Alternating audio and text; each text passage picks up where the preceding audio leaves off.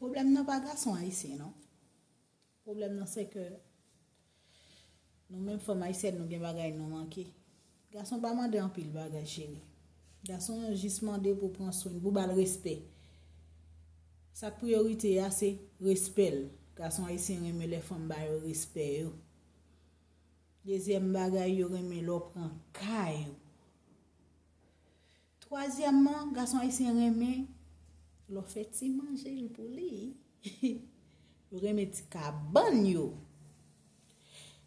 Sou bay nèg la ti cabane nou bal ti manger la l'heure ou lave ti rad ou repasser ti rad ou mette l'eau top l'el vin nan kay la. Li ou on jan. C'est pas parce que yo pa gen cham chéri, c'est parce que yo pa joine cham nan nou. An nou rele plus sou kon nou. Depuis les san après. C'est pas parce que garçon haïtien ak l'autre nation yo d'amour. Garçon haïtien ka d'amour yo kon d'amour et yo prend soin femme yo. On love garçon haïtien yo.